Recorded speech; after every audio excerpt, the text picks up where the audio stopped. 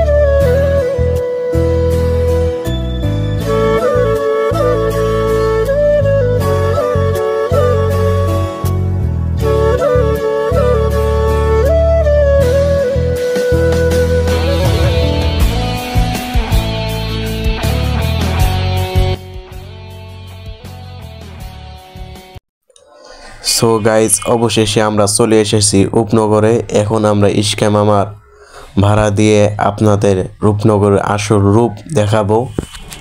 অবশ্যই আপনারা আমাদের সঙ্গে থাকবেন এবং পুরো ভিডিওটা না টেনে সম্পূর্ণ দেখবেন। হে গাইস, আসসালামু আলাইকুম। তো আমরা এসেছি পড়েছি রূপনগরে। তো এখানে আমরা একটু ভিউ নিব, তো আমাদের সাথে থাকুন। হ্যালো গাইস, এখন আমি আপনাদের একটা ভিউ দেখাবো। পুরো এলাকায় দেখেন, পুরো সর্ষে ক্ষেত দিয়া ভর্তি।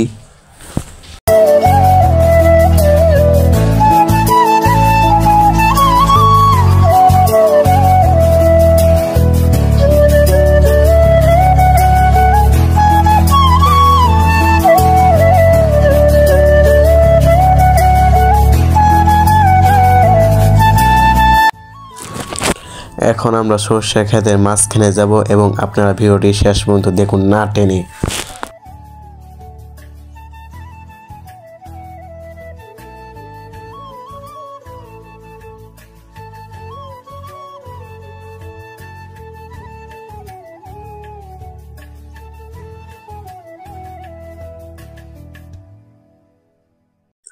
হ্যালো গাইস, এখন আমরা এসেছি সর্ষে ক্ষেতের মাঝখানে।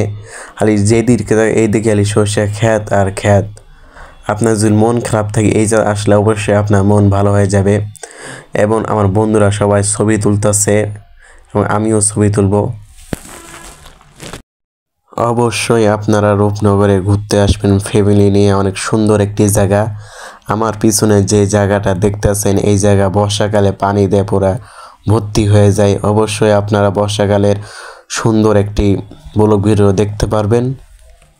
আমরা আবারও নিচে নামতাছি, সর্ষে ফুলের মাঝখানে যাব।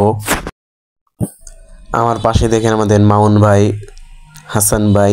মামুন ভাই নতুন একটা ফেসবুক পেজ খুলছে, সবাই যা ফলো করে আসবেন এবং ফেসবুক পেজের লিংক কমেন্টে দেওয়া থাকবে। হ্যালো গাইস, অনেক ঘুরতে ঘুরতে অনেক ক্ষুধা পাইলো, তাই আমরা এখন একটা দোকানে বসে ঝালমুড়ি খাবো। এখানকার ঝালমুড়ি অনেক বিখ্যাত, তাই আমরা ঝালমুড়ি খাইতে বসলাম।